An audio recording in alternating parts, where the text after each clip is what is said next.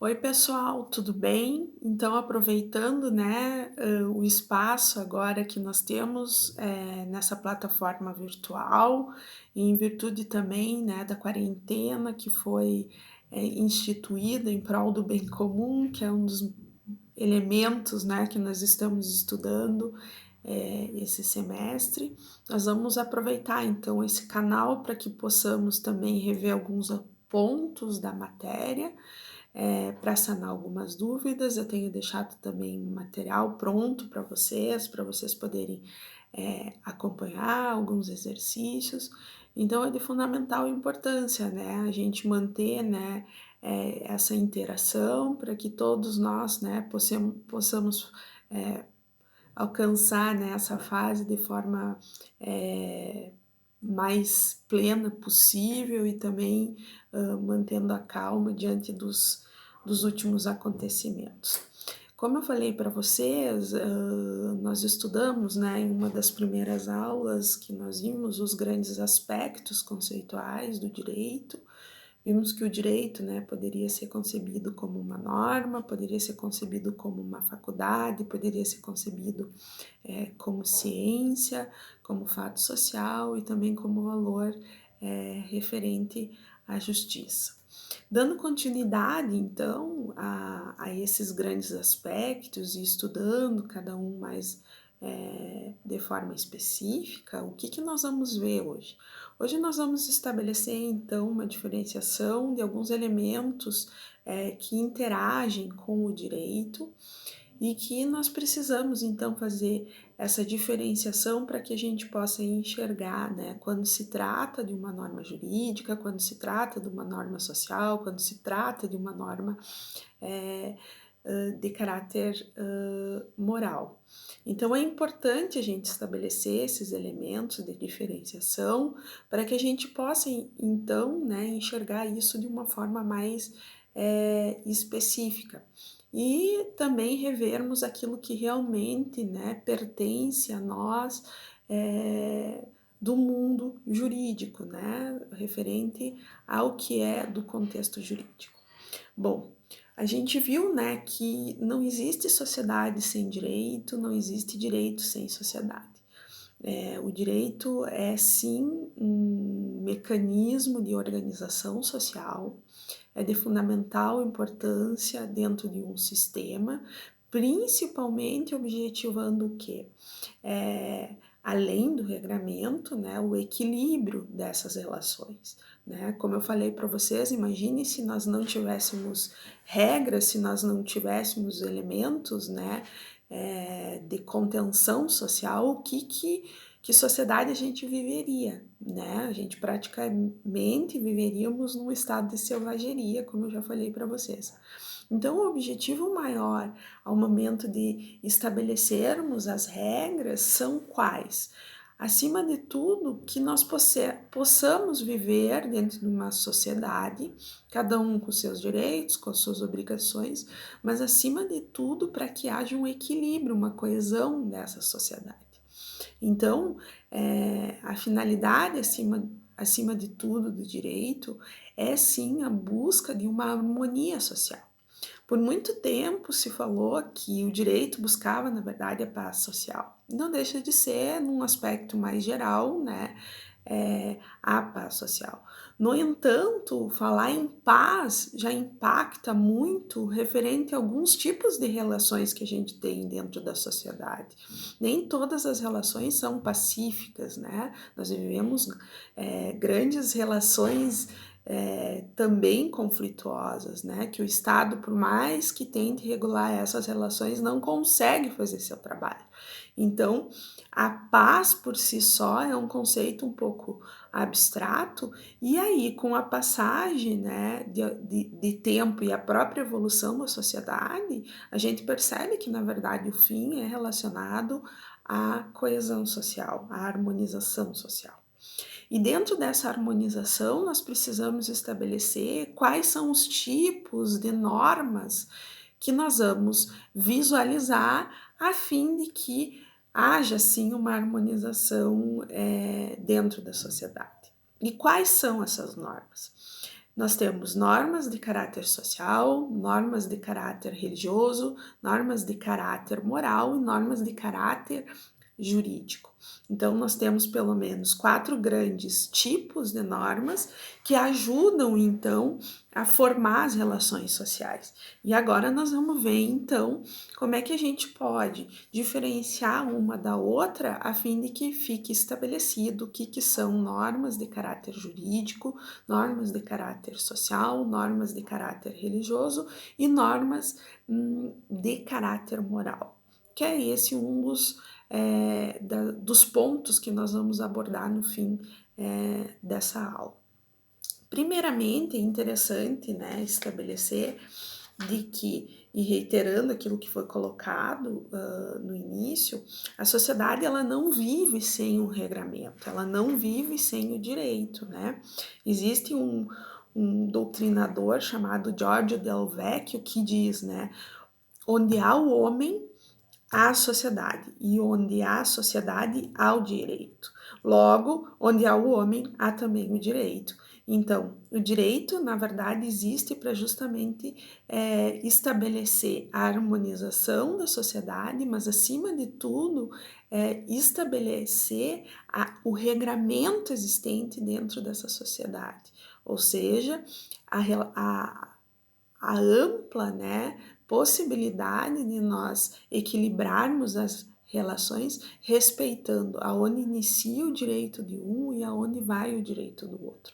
Então é interessante, né, abordar essa questão relacionada ao direito em si. Então não existe sociedade sem direito e não existe direito sem sociedade. Quais são então esses tipos normativos, esses tipos de regras que nós vamos observar na sociedade de uma forma geral?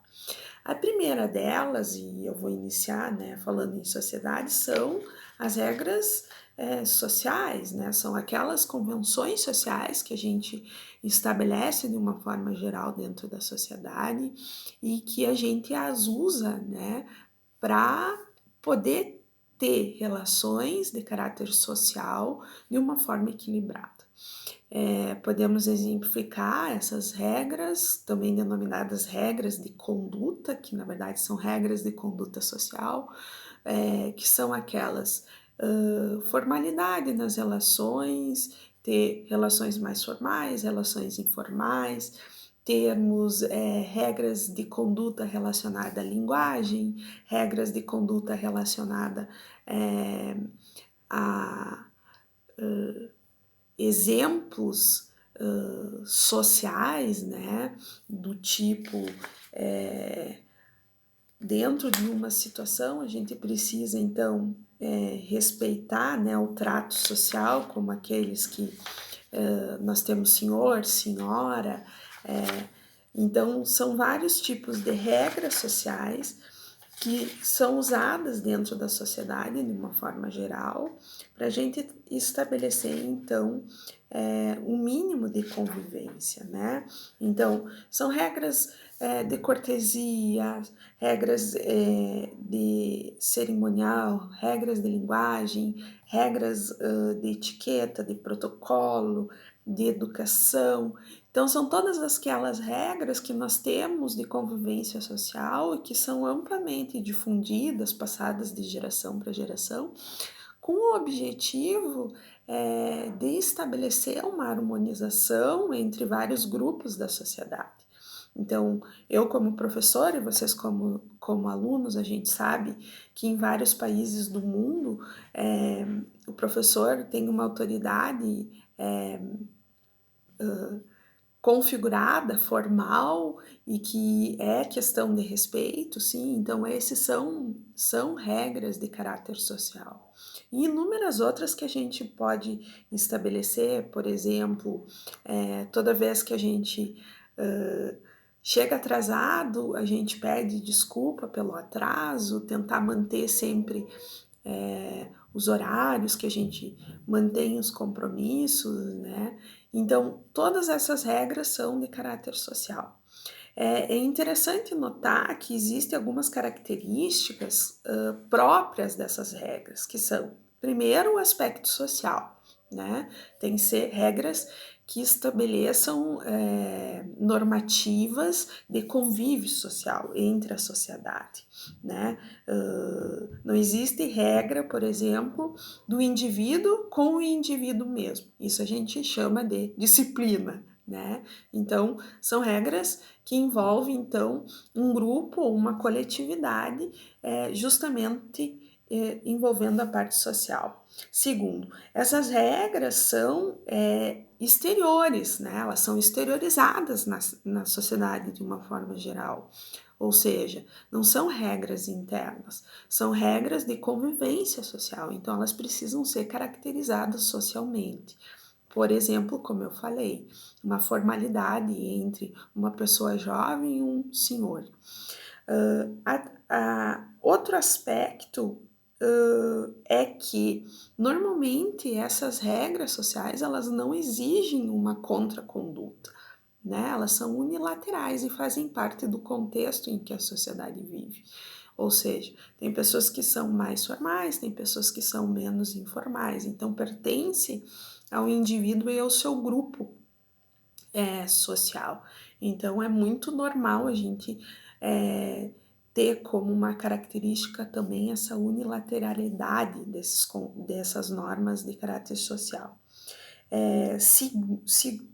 Quarto, né, aspecto que a gente tem que abordar é que elas são da sociedade, não são só dos indivíduos, né? Elas não são autônomas, elas são hetero-autônomas, ou seja, pertence a um grupo, a uma coletividade e envolve, então, um número determinado de pessoas, não somente o indivíduo como si. Segundo, é importante destacar que todas as normas que existem de convivência social são aquelas que, de forma habitual, a gente procede, né, nas relações que a gente tem na vida como um todo, como o cotidiano. Então, às vezes a gente percebe como um ato cotidiano e, na verdade, se trata, sim, de uma regra social, de uma norma social, e a gente não percebe a fundo que está se tratando de uma norma social. Uma outra característica é que normalmente a norma social ela independe de uma coerção. O que é uma coerção? De uma imposição. A pessoa pode ou não respeitar essa norma social. Então, pertence a um caráter subjetivo, mas ela não é coercitiva, que a gente diz, por exemplo, como uma norma jurídica, né? Já nós podemos aos poucos delimitar o que são normas jurídicas, né, de normas sociais. As jurídicas normalmente possuem, sim, uma coerção, ou seja, se não cumpridas, provavelmente o Estado pode agir de forma a fazer cumpri-las. Então, nas normas sociais não existe esse tipo de coerção. E a última característica é que normalmente essas características elas definem regras por isonomia de classe, por níveis de cultura, por níveis de grupo, por níveis, né, de coletividade. Então, elas definem normas, o contexto coletivo define normas para que a sociedade inserida delas possa, então, respeitá-las para um equilíbrio dessas relações. Então, aí está a grande diferença, né, referente às normas sociais. O outro tipo de norma que eu quero falar para vocês são as normas de caráter religioso. Normalmente a gente confunde as normas de caráter social com as normas de caráter religioso e até mesmo as normas de caráter normal, que é o aspecto que nós vamos abordar em seguida. As normas de caráter religioso, elas são sociais, sim, mas elas abrangem um aspecto relacionado à religião da coletividade. Então, normalmente essas regras são regras próprias, são regras de cada religião, pertencem a essa religião. Então elas se confundem de certa forma com a sociedade de uma forma geral, só que na verdade elas são elaboradas proveniente de um credo religioso. Então, nós temos, várias regras de caráter religioso que às vezes, na verdade, são confundidas com regras de caráter, eh, social, por exemplo, ir na igreja todo domingo, né. Para algumas, comunidades, para alguns grupos sociais, isso, além de ser uma regra, hã, social, é também uma regra religiosa, mas é caracterizada por uma, caracterização religiosa, né, de credo religioso. Então é importante a gente estipular que nem sempre aquelas normas sociais de caráter geral da sociedade como um todo são regras de caráter religioso, né. Nós temos, por exemplo, hã, e a gente fala isso dentro do contexto histórico do direito, que uma das primeiras leis e evidências, de fontes jurídicas são, na verdade, os 10 mandamentos de Deus para Moisés. São regras, são, porque, eh, são estipuladas em virtude, né, de um equilíbrio, no entanto, de caráter religioso, né, especificamente cumprindo aquilo que Deus determinou perante a sociedade. Então, tem que se estabelecer o que que é religião e o que é sociedade de uma forma geral. Então, é interessante fazer também, essa observação. Nem tudo que é social pode ser religioso. O seu contexto geral é sim social, no entanto, tem um caráter específico que é aquele religioso. Depois no material vocês vão poder fazer essas leituras, vão poder então fazer essas diferenciações e essas exemplificações que eu tô dando e até mesmo, né, colaborando com o material que eu vou disponibilizar, vai ajudar vocês também a fazerem esse entendimento de uma forma mais adequada. E aí a gente entra no assunto que é de extrema importância dentro do direito e que precisa sim, ficar estabelecido, de uma forma muito, ordenada e também consciente, para que não possa influenciar de uma forma geral no estudo que depois, posteriormente, né, posteriormente a gente vai fazer relacionado às normas jurídicas, que são as normas de caráter moral. Então, o que que é a moral, né? Por que que ela se diferencia do direito? É importante, então, estabelecer essas, diferenciações para que posteriormente a gente também consiga definir o que é normas de caráter moral e normas de caráter jurídico. E aqui a gente tem uma grande implicação dentro do direito. Por quê? Porque nós vamos ter teorias que vão abordar o que são normas de caráter moral, normas de caráter jurídico e normas de caráter ético. E nós precisamos fazer essa diferenciação dentro dessas teorias. Bom, então nós vamos justamente tentar agora observar e estudar e, acima de tudo, investigar o que é, então, normas de caráter moral, né? A moral, gente, normalmente ela tá vinculada à ideia de bem, né? Então, é uma ideia relacionada àquilo que é promovido pelo homem, é feito pelo homem, com o objetivo de alcançar o bem, né? Então, são normas relativas à subjetividade de cada homem. E nós vamos ver, então, por que que elas se diferenciam do direito de uma forma geral, tá? No material, então, tá ali exposto, né, o que é a moral. E antes de nós entendermos, né,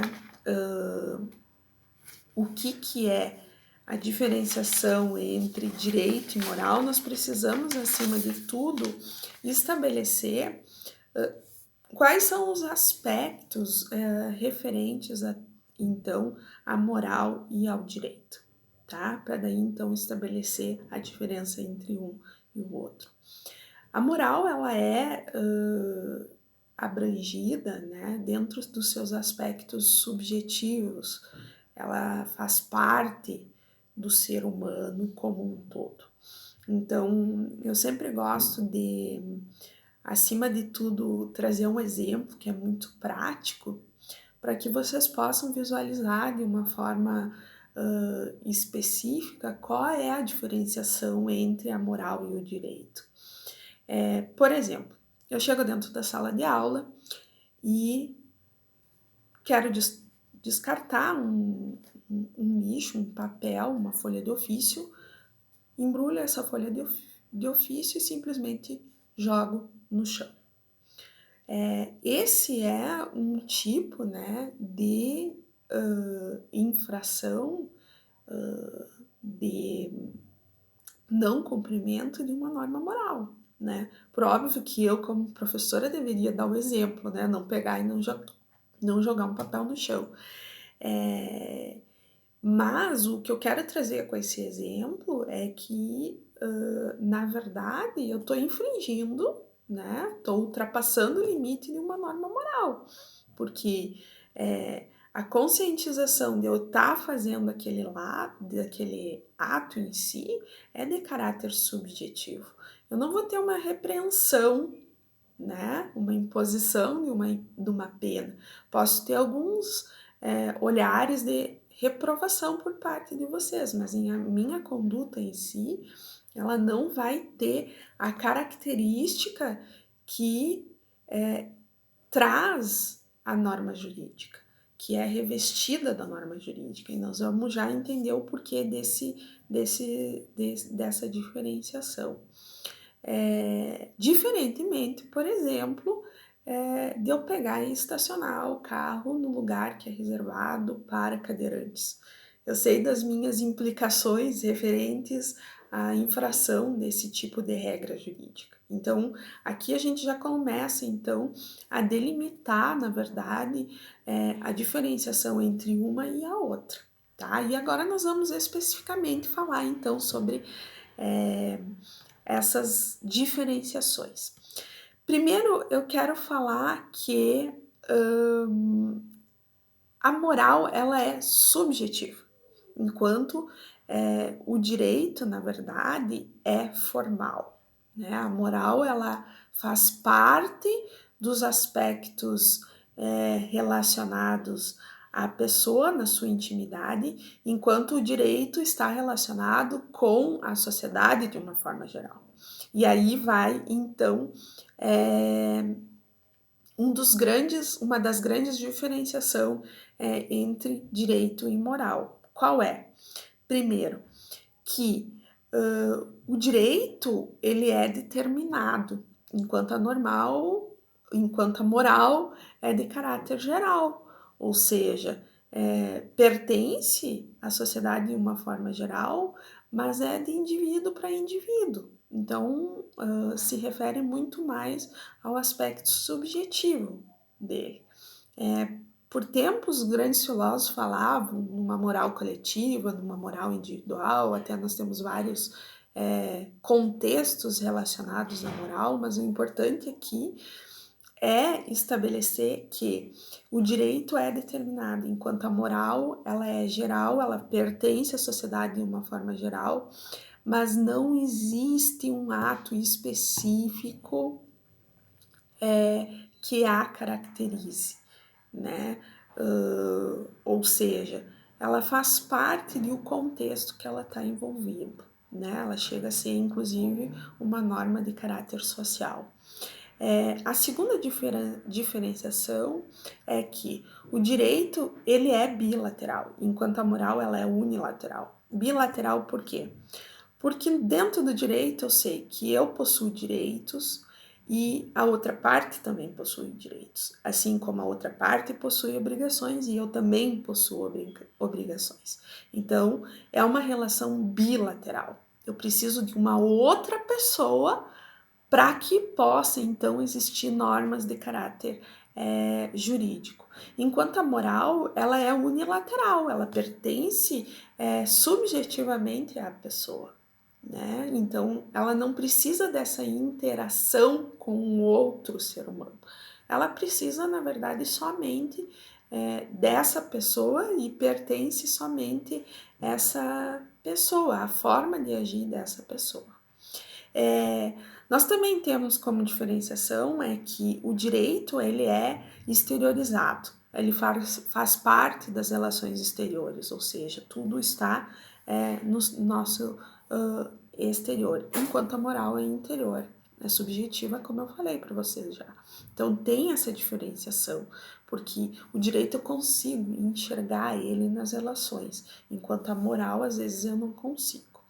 E aí nós vamos para um outro aspecto que é de fundamental importância para essa diferenciação, né? A gente diz que o direito ele é heteronomo, né? O que quer dizer isso? Que o direito ele precisa ser aceito pelos indivíduos de uma forma geral, enquanto a moral ela é autônoma, ela é espontânea, ela não precisa ser aceita pela sociedade de uma forma geral. Ela pode ou não ser aceita, ela é aceita apenas pelo indivíduo, né? Então tem essa diferenciação. E aí nós vamos para o aspecto mais importante relacionado a essa diferenciação, que é qual?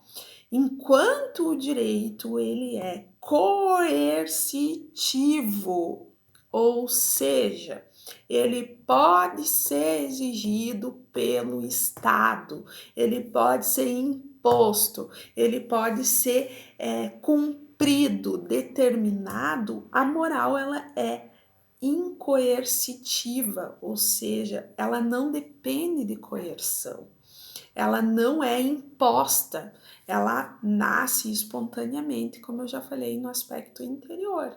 E aí nós temos, claro, através dessas diferenciações, desses aspectos aí característicos de o que é o direito e o que é a moral, como um exemplo desses dois aspectos. Por exemplo, como eu falei para vocês, quando eu pego e estaciono o meu carro num lugar proibido, na vaga que é, por exemplo, determinada para as pessoas portadoras de deficiência, eu tenho sim, né, uma infração legal. Ou seja, o Estado pode vir, pode guinchar meu carro, pode pegar e levar ele, né? Recolher esse veículo, eu posso ter que pagar uma multa, então tem todo um contexto coercitivo de descumprimento dessa norma.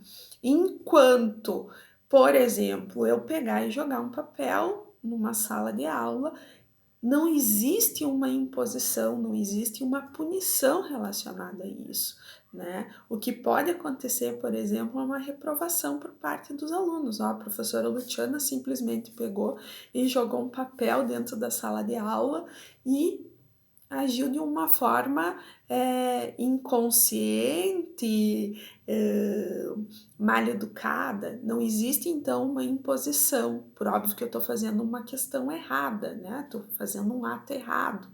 Mas não existe uma imposição, não existe uma multa, não existe uma pena. Eu acho que por esses dois exemplos, né, a gente consegue, então, perceber a diferenciação do que é a moral e do que é o direito. É muito importante a gente estabelecer essas diferenciações, porque são através dessas diferenciações que nós vamos estabelecer as três grandes correntes ou teorias que estabelecem o que é moral e o que é direito dentro da ciência jurídica como um todo. né. Então, nós vamos ter 3 teorias que nos vão ser apresentadas, que vão dizer o seguinte: a primeira, então, teoria é a teoria dos círculos, concêntricos, que vai dizer que, na verdade, a moral por ser geral, a moral por ser geral, é, é tão ampla, mas tão ampla, que na verdade ela abarca o direito. Ou seja, o direito, na verdade, está dentro da moral. Então, nós temos regras de caráter geral dentro da sociedade, regras de caráter moral, e o direito, por ser determinado, por ser específico, vai fazer parte desse contexto moral, só que de uma forma mais específica, que são através das normas jurídicas. Então, essa teoria, o primeiro autor que falou delas foi o Bentham, né, que afirmava que toda a ordem jurídica está inserida no campo moral, né? Então, nós vamos ter o círculo da moral, né, de forma ampla, e dentro do círculo da moral nós vamos ter, então, o círculo do direito, ou seja, a ordem jurídica está inserida dentro do contexto moral. A segunda teoria é a teoria do Kelsen, né? Nós vamos aos poucos nos habituando também. O Kelsen é um grande doutrinador jurídico, é pai do direito positivo. Daqui a um tempinho nós vamos falar sobre a diferenciação das escolas jurídicas. E nós temos nele o representante da escola positivista, né, que estabelece, né, inclusive dentro da sua teoria, a teoria pura do direito, que regras morais são regras morais, regras jurídicas são regras jurídicas. Então, se nós tivéssemos que representar isso através de grandes contextos, de grandes círculos, como eu falei para vocês da teoria anterior, nós teríamos então regras pertencentes ao mundo jurídico, seria um círculo. E o outro círculo seria então regras pertencentes ao mundo da moral. Então, uma coisa não se mistura com a outra. Então, nós temos bem estabelecido o que são regras morais e o que são regras jurídicas, tá? É interessante notar que para o Kelsen, o direito ele é uma ciência independente e não sofre qualquer tipo de influência de qualquer outro tipo de ciência. Então, é uma teoria, né, que a gente denomina positivista, formal, e que não comporta aqui a influência por parte do direito de outros tipos normativos ou até mesmo de outras regras científicas. O que eu quero dizer? Como ele estabelece que o contexto normativo jurídico é um e o contexto normativo moral é outro, ele também aqui vai dizer que o direito é uma teoria pura, que ele não pode